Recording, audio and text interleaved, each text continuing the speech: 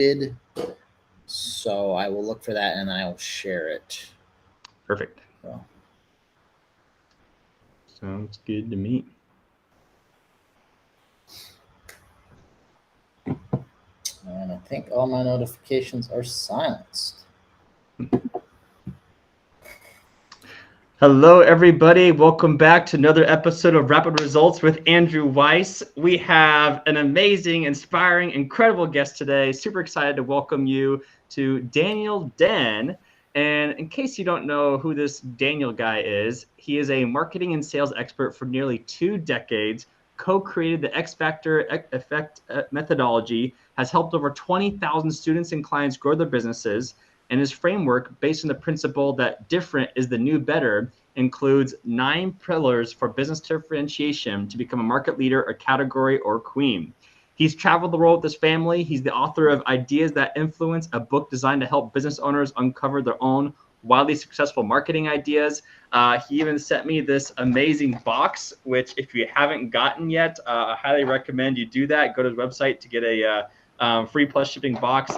We'll talk about that more at the end of the show. But Daniel, welcome to the show. Tell us, what's the biggest and best business deal you are most proud of? Hey, thank you, Andrew, Mr. Wise Weiss. Let's go. So the biggest, I'm gonna have to say, so right before the pandemic hit, we had one of our, it was our biggest event because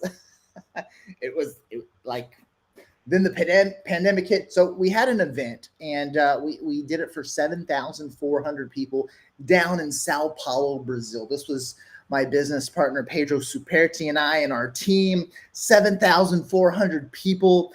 And we had $1 million day when we pitched. And yeah, that was the first time, hopefully not the last time, that more than $1 million was sold in a day with something that I was involved with in a big way. So with our event down there, and yeah, we were just like high fiving and like, holy smokes, this is amazing. So there you go. That's by far the biggest win. I mean, I've had other really cool sales successes, but yeah, $1 million day. How that? I'm hoping for more in the future. Let's go.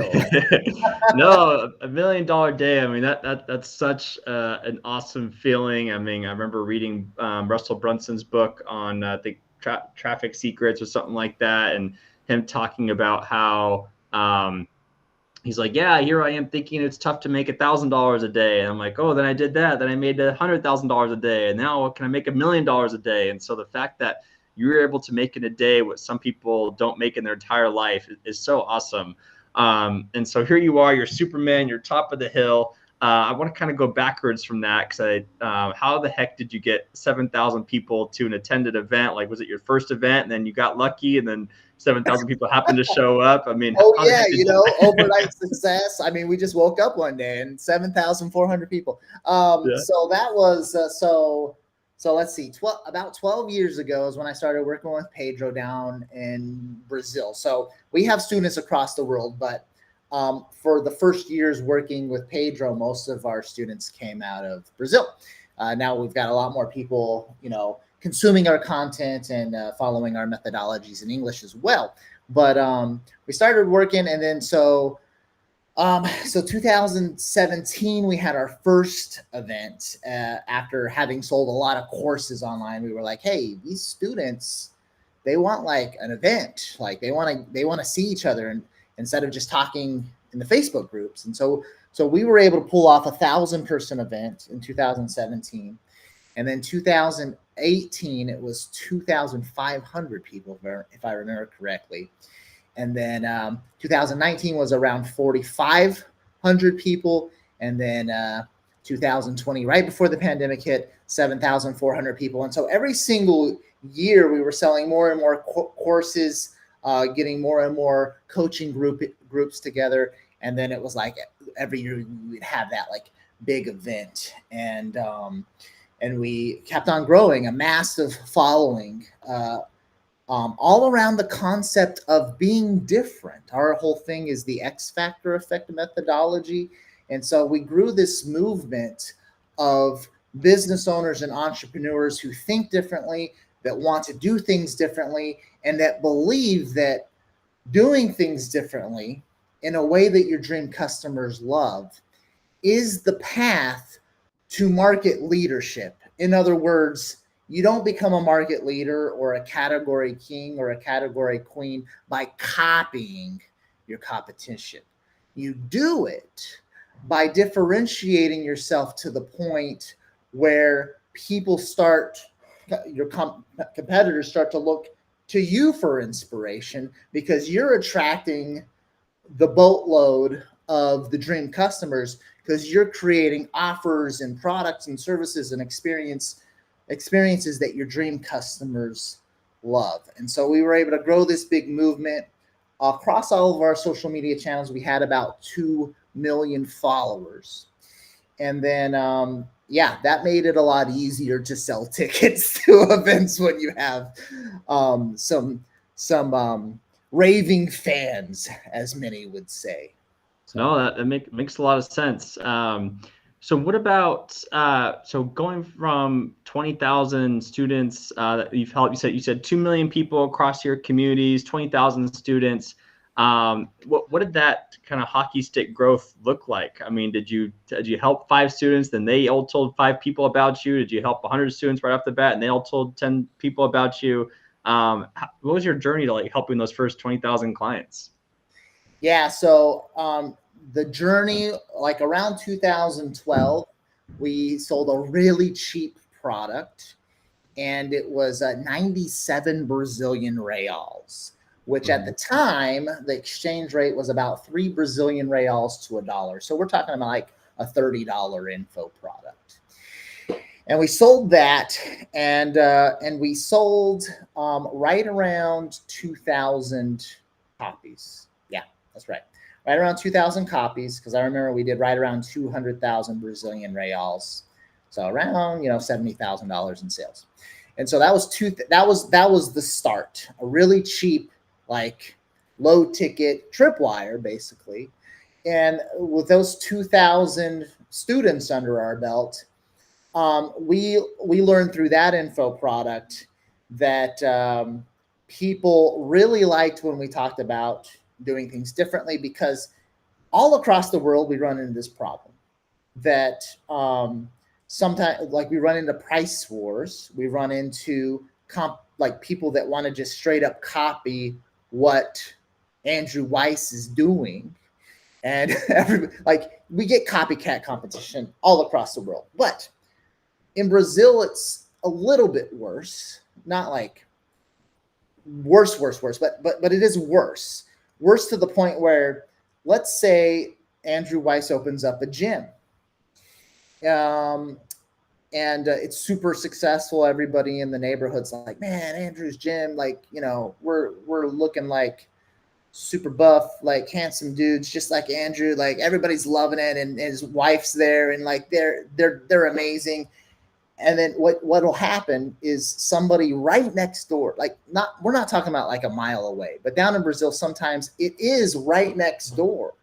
They're like, oh, you're having success right there. We are going to open up like literally right next door, like next door. And so, and then people will try to do that because they see, oh, like, we can make a quick buck because Andrew's got 500 students. If we can just get 150 of his students to come to our gym, then we're in business. And what we'll do is we will lower our price. And so Andrew's membership's 100. We're going to charge 79. Yeah. And so because of the prevalence of that type of thing, we started creating this methodology where we taught people how to make your competition irrelevant by differentiating yourself to the point where you're so different than the competition that the barrier of entry for them to copy everything you do is unbearable. And so what we like to say, Andrew, conceptually, is that you want to stack your differences that make a difference. So it's not just like one thing, like one really cool offer. It's you have like 4, 5, 6, 7 really amazing things about your business that position you as a unicorn in your market that your dream customers love. And so if I copied everything that Andrew's gym did, then because you have so many differences that make a difference, if I copied everything, it would be laughable because it would just be like super obvious that like I'm literally just like trying to copy everything Andrew's doing. And what are so, some examples of that, if you don't mind sharing, in this gym example of like, what are some of those difference examples that, like, say, because it, from my point of view, it seems like everything is copyable all the time. Like how, yeah, McDonald's and Burger King, like they're gonna give you the same stuff. Like yes, there'll be different quality of stuff, but you're still gonna get burgers and fries and all that, and they both have these mascots and all that. But I'm curious, give us the gym example. Yeah. For example, one of the big things we have 9 different pillars of market differentiation. And so what we can do with the gym example is we can just mention a few of them. For example, one of our favorite things is all about leading your tribe. Okay, so let's say Andrew and his wife, they're going to start the Wise Tribe, right? There you go. Yeah. And then you start to build this community, and like you're labeled as like you have T-shirts and everything, and it's like Wise, and like like maybe you have like, I don't know, an Illuminati like symbol or something, and it's like, but like it's all about getting fit in a wise way, right? Your tribe, what you're building around that, if the competitor tried to build also a Wise tribe, that would be laughable. Mm-hmm. Because the experience for whatever that competitor is trying to do, the tribe that they're trying to build, it can't be your tribe. The experience is unique. You have your own branding around your tribe. You have your own T-shirts. So the best a competitor could do to try to copy you in that situation is try to build their own tribe. The problem with that, when it comes to copycat competition, is they don't have the bandwidth to do something like that because they are copycats. Mm-hmm. They don't understand positioning and marketing and tribe building like you and your wife do. And therefore, that's something that would be uncopyable for them to do. Now, on the flip side, so one of our pillars is lead your tribe. So your tribe is going to be unique than anybody else's tribe, undoubtedly. Okay. But one of the other pillars we teach is we say enter the offer matrix, offer what others don't. You could create a really cool offer. Let's say it's 89-week, 2-week, fat burning, whatever it is, right?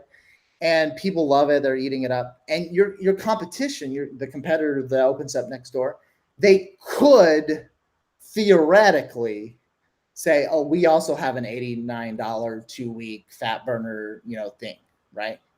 And so what happens is you have different ways of differentiating. And we say, yes, create the cool offer. Know that somebody might try to mimic that, but there's these other things that we can create that are more uncopyable. And so you're going to create the amazing offer, and you're going to create the unique experiential tribe that's going to be completely different than the competition. And you're going to do all these other things that we teach as well. And then you're going to start to become untouchable when compared to the competition. Oh, I think we got muted there for a second. Oh, Thank you. Yeah, there we go. Yeah, because that makes a lot of sense. Like, yeah, they could copy the programs, they can copy the equipment, but if you painted your equipment purple, like Planet Fitness, or if you Yeah, had like the Planet Fitness Tribe, like they're like, okay, well, we can't just say we're the Planet Fitness Tribe too, because and it doesn't make sense to paint all of our equipment purple because we don't have time or funding for that kind of thing. yeah, So. and it's laughable. It's laughable. Like, Yeah. I'm gonna pick that same purple color, like, and so, Tiffany, they trademarked the color of blue for Tiffany, right? Tiffany blue. Yeah, Tiffany blue, exactly. And so they were like, this is our color. Like, we're gonna even protect that. It gets to the point where, like, you don't need to trademark your colors, but it does, like, if somebody's like, I'm gonna use the exact same colors as Tiffany, people are gonna start to notice.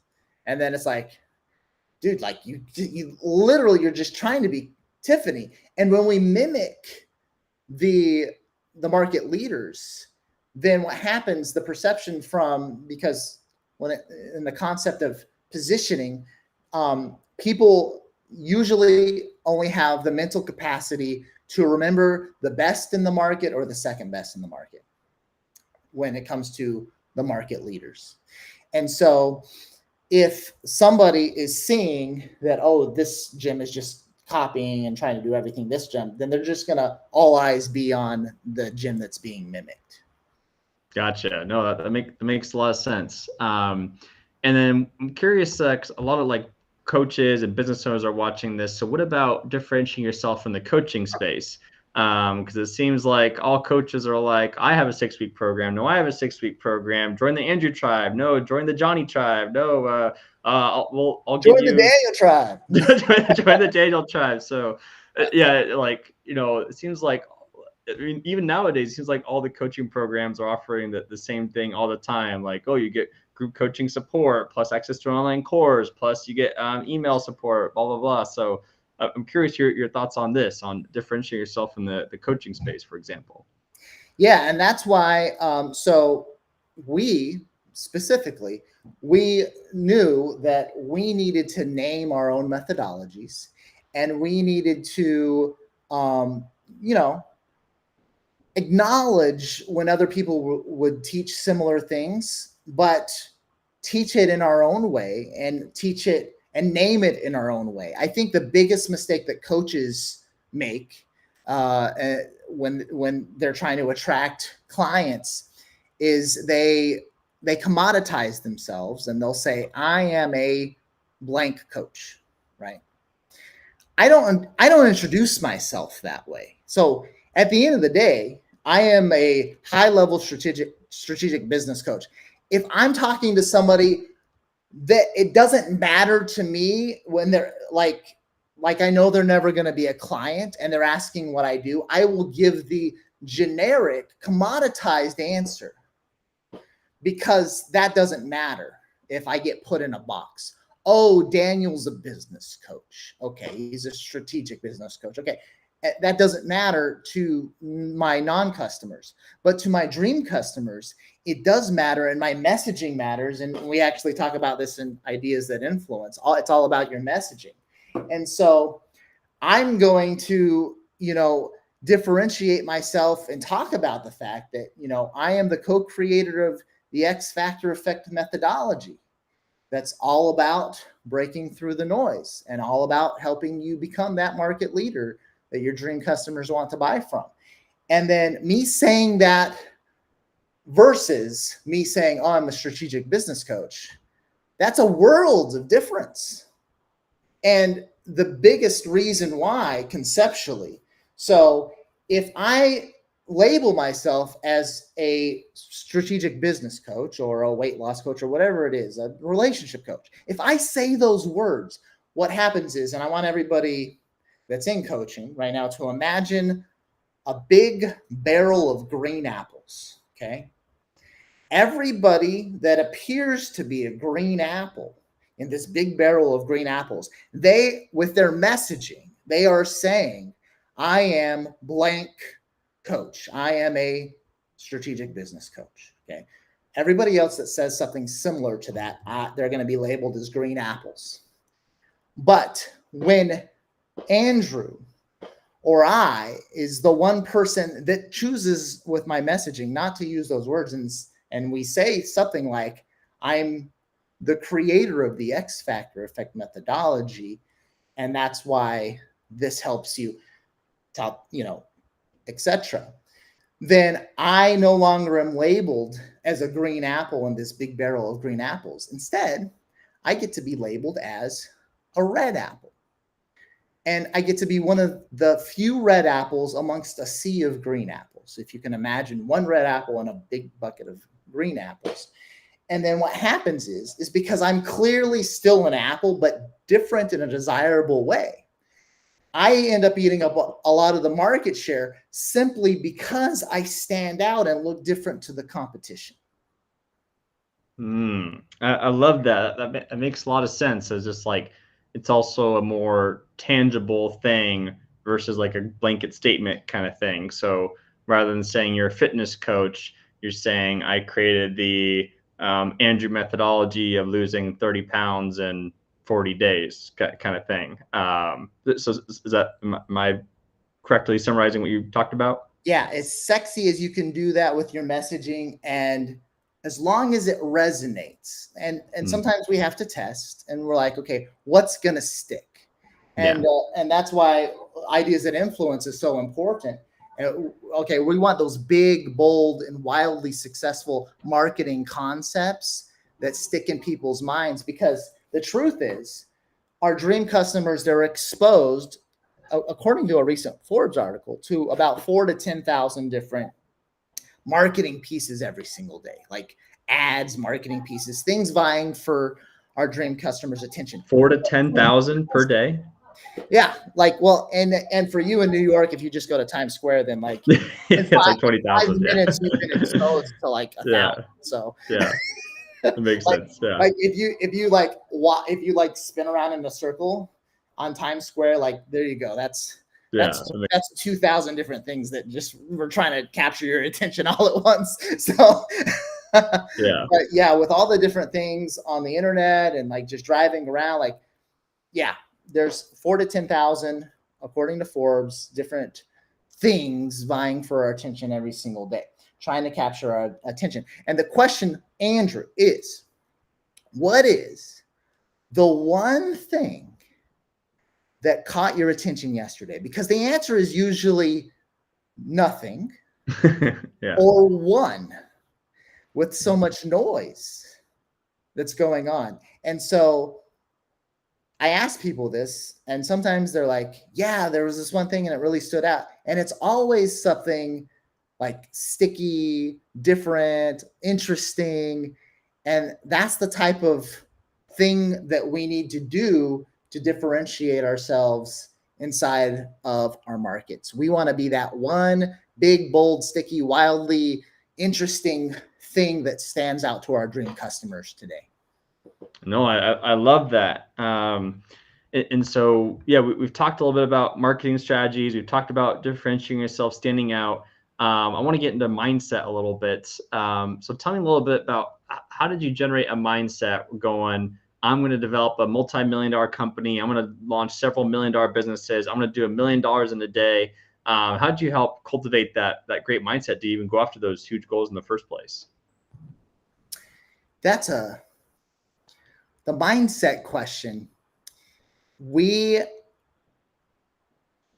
First of all, we recognized that we inherently had something worth sharing.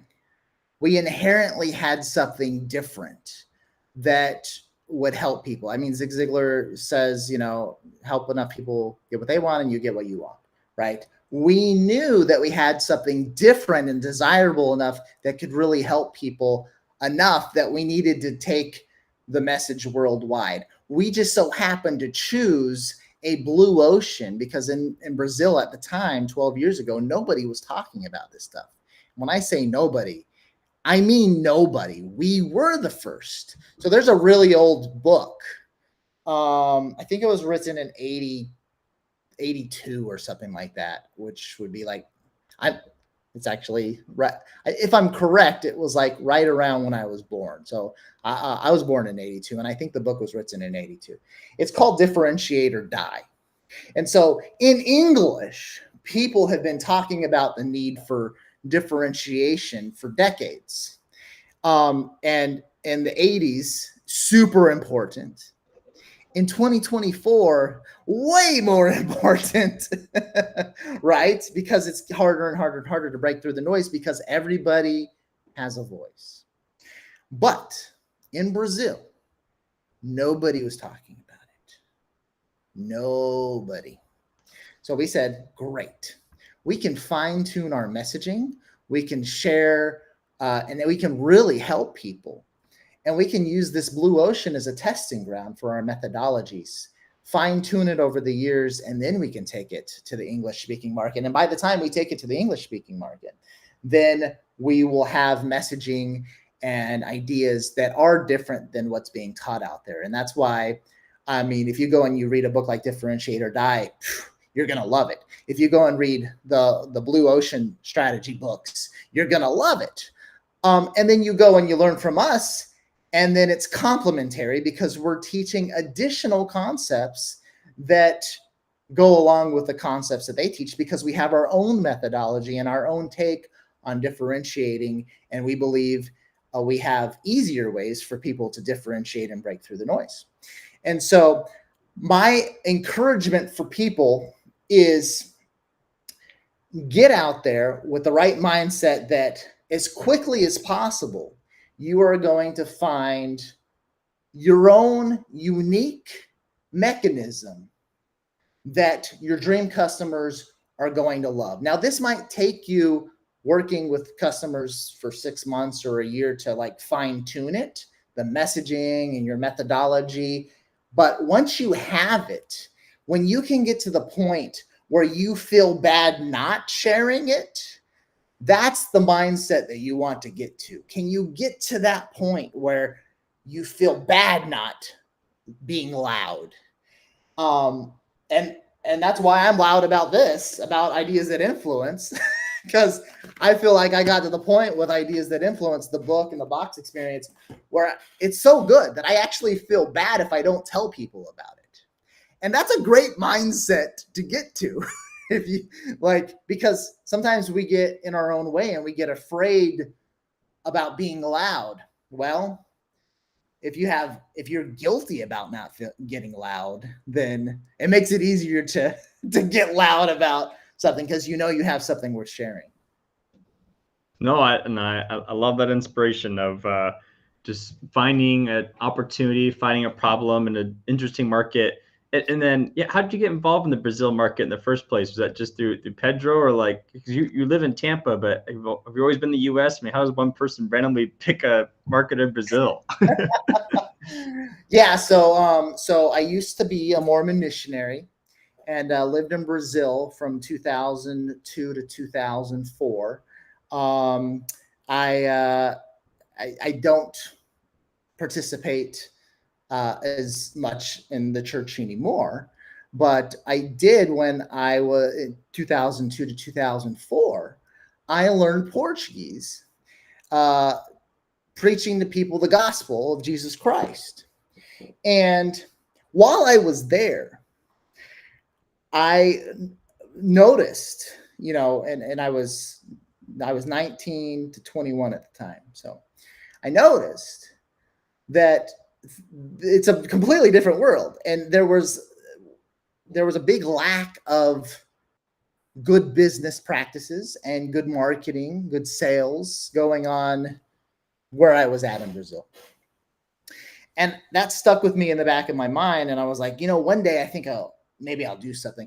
And then I came back and started getting way heavy into internet marketing and started learning all these really cool things from amazing people like Dan Kennedy. I've been a huge Dan Kennedy fan for a long time. And then I started learning internet marketing from amazing people like, Jim Edwards at the time and Marlon Sanders. And I was just like, I love this stuff. And I started having success as an online marketer, and my friends in Brazil noticed. And one of those friends introduced me to Pedro. And then we said, you know what, Brazil, there's a big need for this stuff. Let's help the Brazilians. And it was out of a genuine need, and the fact that I already spoke Portuguese, that and a genuine want to help the economy of Brazil, that I said, all right, let's use Brazil as a testing ground. This will be fun. And it was an absolute blast. No, that makes sense. That's pretty cool, merging all those things together, from having a Portuguese experience to the internet marketing and all of that. And so, that was one of my questions. I guess I'll re-ask that again now. So tell us more about, what are more of your mentors and inspirations? Do you still get coached by any of these people you talked about? Tell us more about your mentors and inspirations of how you stay updated in the industry. Yeah, it got to the point where I was having attribution problems, and I think this is a healthy way to approach being coached. You want to read enough books and buy enough courses and participate in enough programs and go to enough events like Podfest, where everybody knows that you're the VP of Podfest. Anyway, so and which I've been to, which is great. So thank you for the last one that you guys did in Orlando. Absolutely loved it. Oh, good to hear. Awesome. Yes. So I go to like things like these events, and I now have attribution problems where I know that Marlon Sanders helped me, Jim Edwards helped me, Dan Kennedy definitely helped me, Russell Brunson has helped me. Andrew Weiss has helped me, and Seth Godin has helped me, and so the list just keeps going. Robert Cialdini has helped me, and then all I have to do is like there's authors I had completely forgotten their names, but they super gave me insights that helped me and my businesses in a big way, and so. The list of people that have helped me is too big at the moment. I've read hundreds of marketing books myself. By the way, if you're ever thinking about writing a book, do yourself a favor and read at least a couple of hundred books in that genre before you write your own. It's going to make your book a lot better. Yeah, a couple hundred. That's a lot of books. Interesting. Yeah, I've read. I think too many people make that mistake when they decide to be an author. Like they've read five mystery novels, and then they go to write a mystery novel. No. Like read at least 100 mystery novels before you write your mystery novel. So it's gonna make for a lot better of a mystery novel. Interesting. Yeah. Because the amount of connections and in your brain, the aha moments that you're going to have collectively over the years of consuming more podcast episodes, like here with Andrew, and attending events like Podfest, and taking part in masterminds with Russell Brunson or whoever. Like the amount of neuron points that are going to be connected in your brain, the amount of aha moments, it's just going to just grow and grow and grow and grow. And as long as you're taking good notes, then those are going to stick with you, and you can refer back to those. And then when you go to coach others, and when you go to create your own methodologies, it's actually going to be really easy because you have so much great inspiration that you've built up over the years. And you get to approach if you've never heard this concept, Andrew, it's a super interesting concept. You get to approach what's called the adjacent possible. It's like the coolest concept I've ever learned about in a book. And I believe I learned about it in the book, So Good They Can't Ignore You. Pretty sure that's where I learned about it. So when you approach the edge of the adjacent possible, it's because you've gone down the path of mastery in your niche. So Oh, looks like we lost Daniel here temporarily. Hopefully, Daniel comes back soon and hear more about the niche and the mentors, inspirations he had. So we'll oh, here he is. Okay. Give him a chance to come back into the stream here. Hopefully the technology is working for him okay. Looks like he might have unplugged his camera. Yeah, can you hear me? I just gotta. Yes, we can hear you. Yes. Let me figure out where this. I gotta put in the right camera. Hooray for technology! It's all good. There we go. That was weird. I was like mid sentence, and you're like, what? I was just about to drop some gold. No, yeah, no, we're ready. We're ready. We're still ready. I guess it's lost. So no, darn it, so close. So close, yeah. So close. Oh well, next time you guys will learn how to achieve mastery in your niche. So no. So here's the thing. So the adjacent possible. When you go down the path of mastery in your niche, so Andrew Weiss, you've started to do this with podcasting, and with everything that you've been able to do, because you're just so immersed inside of the world of coaching and podcasting and everything else that you're working on with your inside of your programs, that you are on the path to mastery. And what happens is everybody else, like Andrew, who's on the path to mastery inside of Andrew's niche, they start to approach what's called the adjacent possible. And what happens in the adjacent possible is you start to have the V word, vision. You have vision for possibilities for the future. Think Elon Musk, what he's doing with space travel. He has the vision and sees the possibilities because he's been going down the path of mastery inside of his businesses with space travel. Okay. But you get to do this inside of your niche, and you get to approach the adjacent possible, and you and everybody else in your niche approaches the edge of the adjacent possible. And you get to look out with vision, and you get to see what the next things are inside of your niche that have not been created yet, that will drastically improve the lives of your dream customers. And you get to see that. And when you see the adjacent possible, one of two things happens. You get an idea and you act on it, or you get an idea and you don't act on it.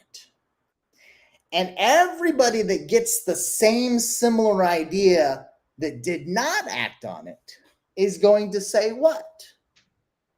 Once somebody else finally creates that thing, they're going to say, oh, I had that idea 5 years ago. Yeah. Yeah. But what was the difference? The person acted on it. Vision that acted on it. I had this idea for Ideas That Influence, where I was going to be the very first person to create what I call an interactive book box experience that goes along with the book. And I said, it's going to be the very first time this has ever been created. Nothing like it has ever been created before. And I knew that other people were thinking about maybe doing something similar, but I was the first to take action. And I can own that. I can say I am the very first person ever that has created a business book with an interactive book box experience the way I've created it. Nobody else has ever created anything like it.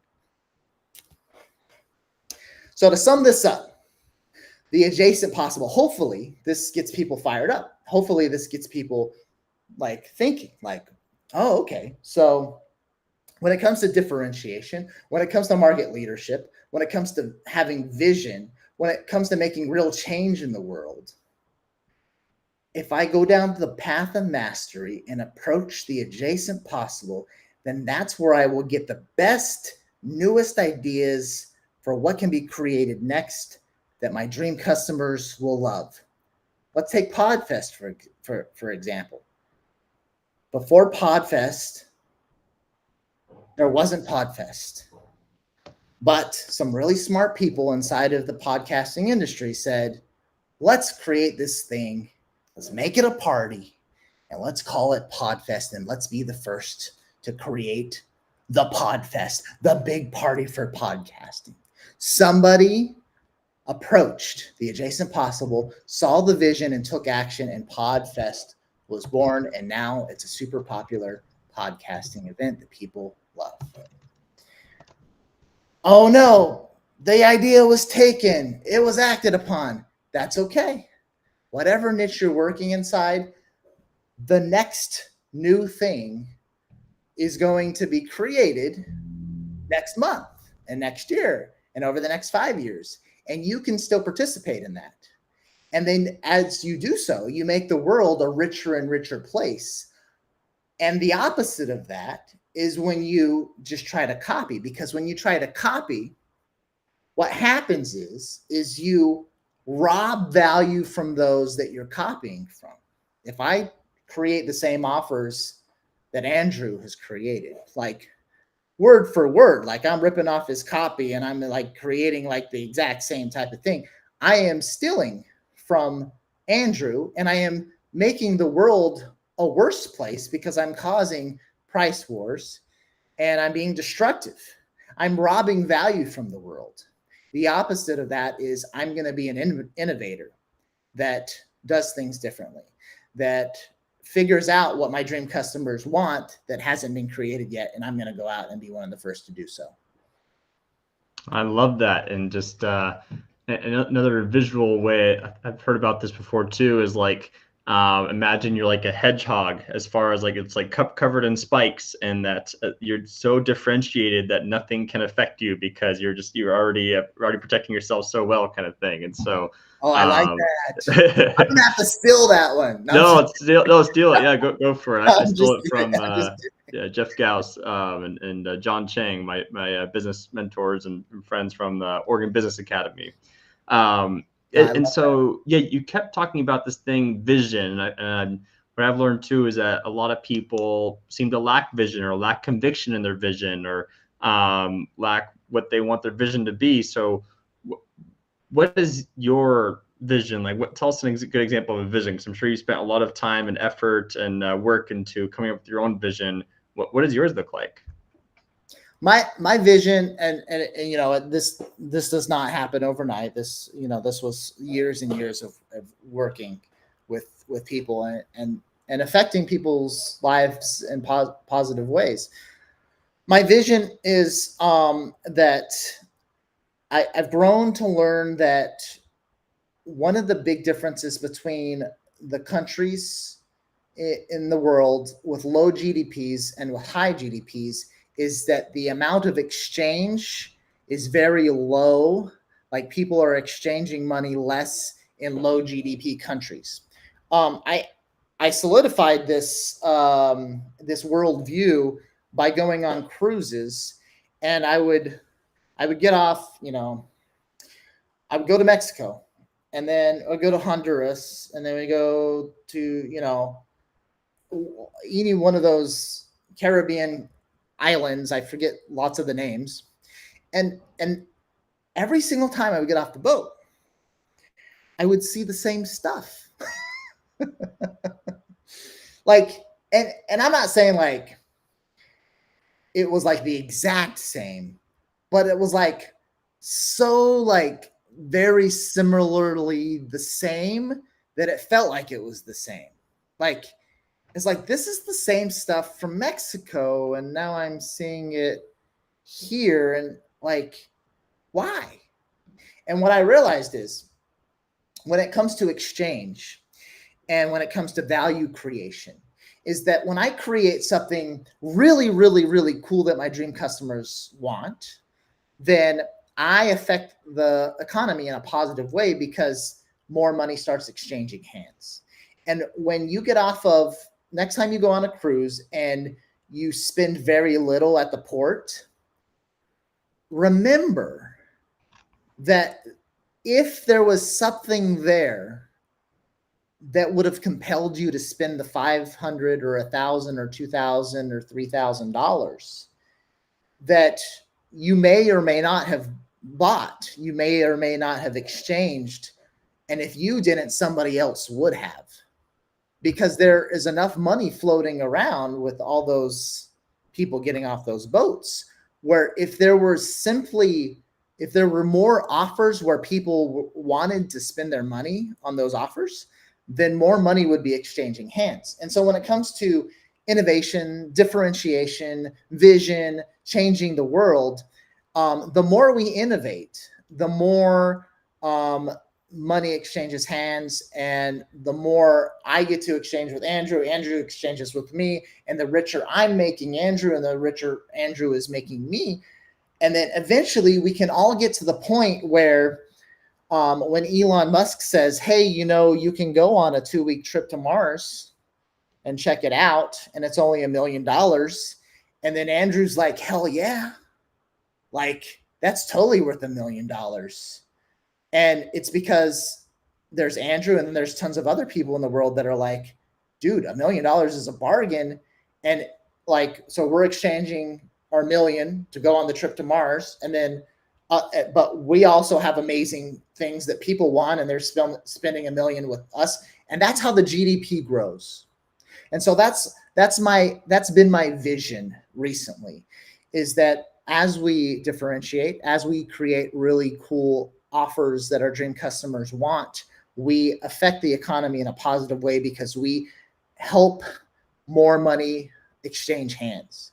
And so when I can infect others to create and differentiate and innovate in a way where they are impacting their own personal wealth and also growing the economy around them, I know that I've done a great job.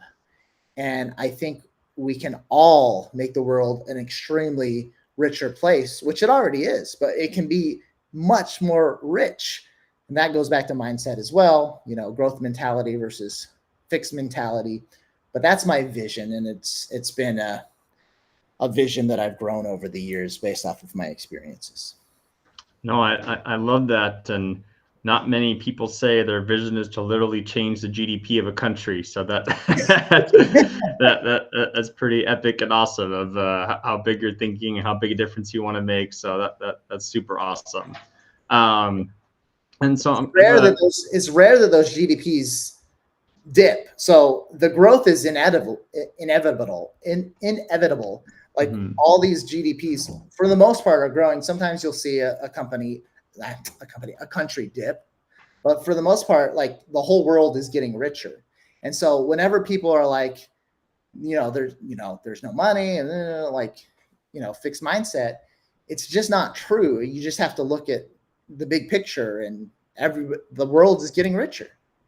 Yeah, no, 1,000%. I know the world's getting richer, and it's unfortunate the wealth gap is growing too, where the rich are getting richer and the poor are getting poorer. So I know that's a thing as well, but might as well go after being on the rich side of things rather than the poor side of things. So that's true. But the poor in 2024 are rich compared to the poor from the 60s. So even with the inflation and everything and all that, this is conceptually rich. So when it comes to what the world has to offer, when you see beggars with cell phone plans, they have the world at their fingertips. Yeah, they are poor, they are homeless, they have a smartphone with a cell phone plan, and they're homeless. So the homeless guy in the 60s did not have the world at his fingertips. The world is a richer place in 2024 than it is in the 1960s for all of us, even though that gap in lots of places with the amount of money in the bank accounts keeps widening, but the poorer are still better off.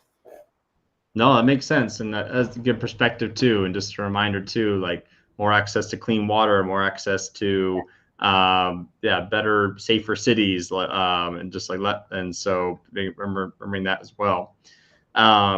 I have a few more questions here, and then we'll wrap up here. And if you need more time for this question, maybe we could thumbtack it. But the question I really wanted to ask you, we'll ask this question. So tell us, what do you believe are the non-negotiable actions as an entrepreneur to be successful and scale to 7 figures and beyond? The non-negotiable,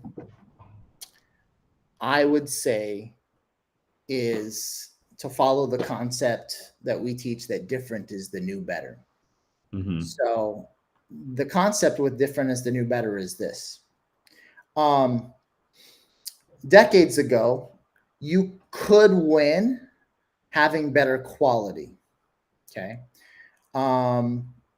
If I have a better quality hamburger than Andrew's Burgers, then I could win based off of that, just based off of quality. In 2024, the problem is that quality is no longer a differentiator. Quality is expected. And so because quality is no longer a differentiator, because if you don't have quality, you're out of business. That's the whole point here. You don't deserve to be in business if you don't have quality. Let's just be frank. So in 2024, since we all have quality, in quotes, quote unquote, then it's no longer about the quality. It's about being different in a way that our dream customers love. And what happens is when you have those differences that your dream customers love, they equate that with being better. They will say, they'll say that Andrew's Burgers is better. And then you say, why? And then they'll start saying why Andrew's Burgers is different, because different is the new better. And so maybe they say that sauce that Andrew and his wife came up with, like nobody has that. It's delicious. And like you can't find it anywhere else. It's different. And that's why they're the best. So different is the new better. The days of the copycat are numbered. Okay. If you are just mimicking the market leaders and the category kings and the category queens, you will not be in business. There's too much noise. Remember, there's 4,000 to 10,000 different marketing pieces and ads vying for your dream customers' attention every single day. And so anything that is more of the same gets caught up in the sea of sameness. So you can no longer copy and expect to grow a big business. You will get caught up in the sea of sameness. Different is the do better. Different is the path for creating value in the world and for growing your business and for becoming a market leader or category king or queen. I love that. I love that. Well, 2 questions left. One of them is, what's the best way people can get a hold of you, connect with you, contact you? How can we best reach Daniel? So I really like Facebook still. Yeah. You know, I'm a millennial, so you know, oldest millennial possible. I'm 41, so that makes me like the oldest millennial possible. I just like my Facebook. I like connecting on Facebook. You can connect on my personal page or my business page, Daniel Din.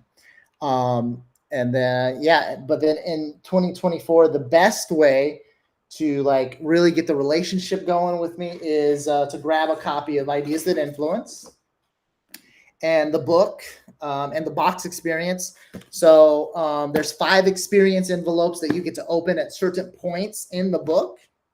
And it's actually free. So this is a free plus shipping funnel. You just pay shipping and I send the whole thing out to you.